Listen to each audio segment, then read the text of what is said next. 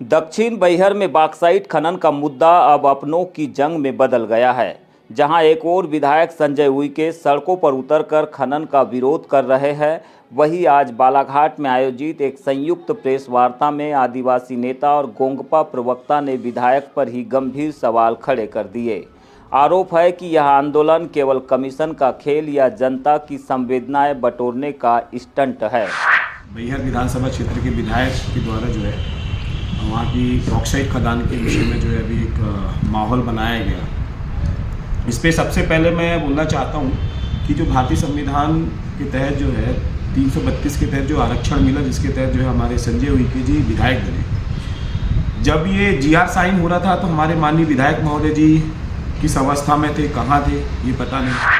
Press वार्ता में गोंगपा के राष्ट्रीय प्रवक्ता राधेश्याम काकोड़िया ने विधायक संजय उइके की कार्यप्रणाली को कटघरे में खड़ा किया।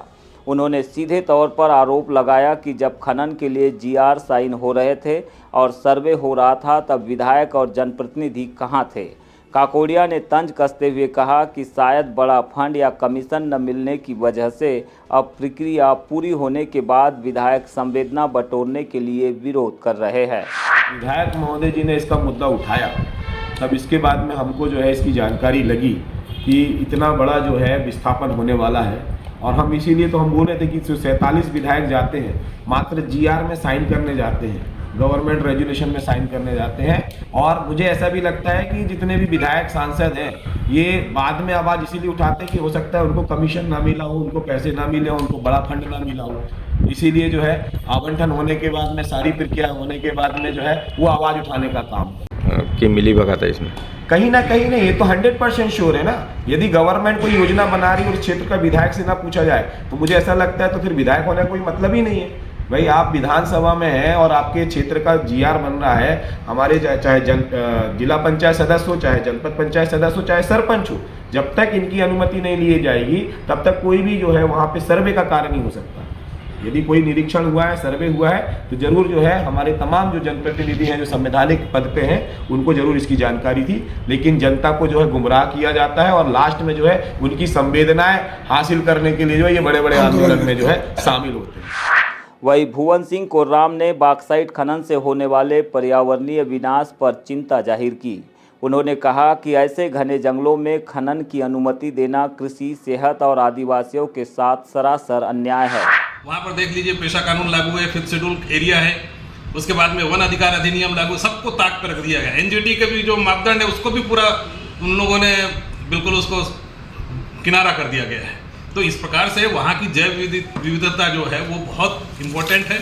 वहाँ पे इसकी रिपोर्ट में लिखा गया है कि वहाँ पे किसी प्रकार के कोई पशु का ये निवास नहीं है। तो ये जो नेचुरल हैबिटेट है उसमें इतना सारा उनका दोहन होगा, उनका रहवास एरिया जो है वो ख़त्म हो जाएंगे। वहाँ जैव विविधता वहाँ की बहुत अच्छी है।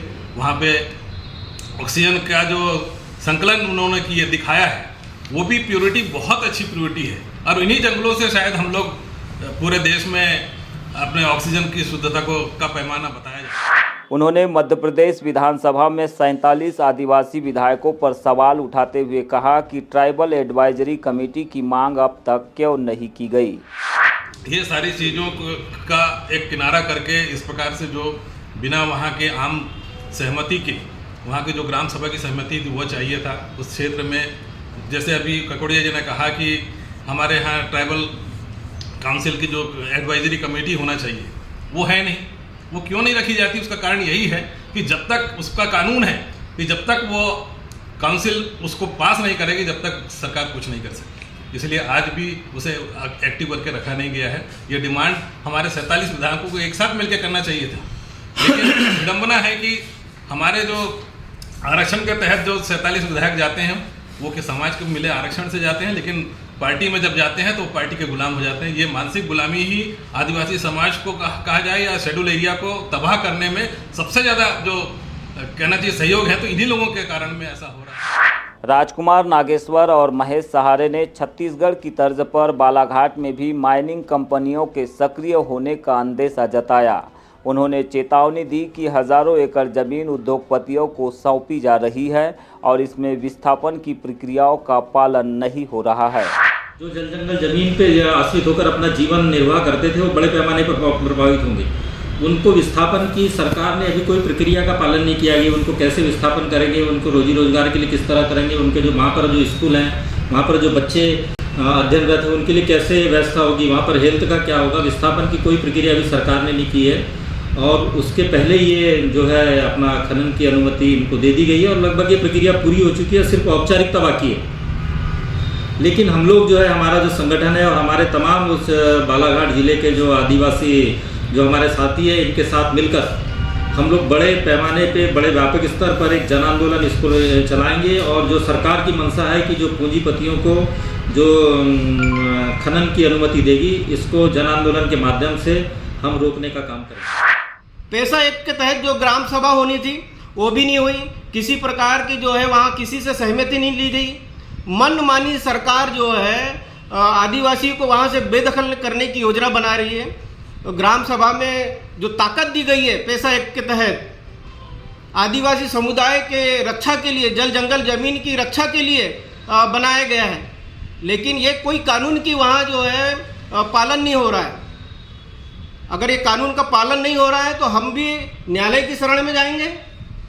अगर यहाँ सरकार नहीं कर रही है तो हम एनजीटी जाएंगे, हाई कोर्ट जाएंगे, जरूरत पड़ेगी तो हमको सुप्रीम कोर्ट जाना पड़ेगा। लेकिन ये लड़ाई हमको ज़मीन पे भी लड़ना पड़ेगा और एक साथ मिलकर लड़ना पड़ेगा। ओबीसी, एसटी, एससी, सामान्य वर्ग सबको लड़ना पड़ेगा। ये जंगल बचेगा तो हम लोग बचेंगे और जंगल नहीं रहेगा तो हम लोग नहीं बच सकते। संगठन ने अब सामूहिक रूप से एनजीटी यानी कि नेशनल ग्रीन ट्रिब्यूनल जाने और जमीन पर बड़ा जन आंदोलन छेड़ने का ऐलान किया है। इस प्रेस कॉन्फ्रेंस के बाद कई तकनीकी और नीतिगत सवाल भी खड़े हो रहे हैं। एक तरफ जहां विधायक संजय उइके सड़कों पर उतरकर इन्वायरमेंटल इम्पैक्ट असेसमेंट की रिपोर्ट की खामियों को उजागर कर रहे हैं, वहीं दूसरी ओर आरोप लगाने वाले संगठन के पास जानकारी का अभाव स्पष्ट नज़र आ रहा है। उदाहरण के तौर पर देखें तो किसी भी क्षेत्र में खनन से पहले केंद्र और राज्य सरकार की एक लंबी प्रक्रिया होती है। इन पदाधिकारियों का कहना है कि विधायक को जीआर साइन होते वक्त पता होना चाहिए था, जबकि वास्तविकता यह है कि माइनिंग ब्लॉक एलोकेशन की प्रक्रिया अक्सर ऑनलाइन और केंद्रीय स्तर पर गोपनीय तरीके से शुरू होती है। ऐसे में सवाल ये भी है कि आरोप लगाने वाले संगठन केवल प्रेस कॉन्फ्रेंस तक सीमित क्यों है? उन्होंने अब तक खनन नीति के उल्लंघन पर सरकार को क्यों नहीं घेरा? दक्षिण बैहर की इस लड़ाई में अब दो गुट साफ नजर आ रहे हैं। एक वह जो दस्तावेजों और रिपोर्ट की त्रुटियों को लेकर लड़ रहा है और दूसरा वह जो केवल आरोप लगा रहे हैं। लेकिन असल सवाल अब भी वही है, क्या इन आपसी लड़ाइयों के बीच जल, जमीन, जंगल को बचाया जा सकेगा या फिर माइनिंग कंपनियां इस फूट का फायदा उठा ले जाएगी?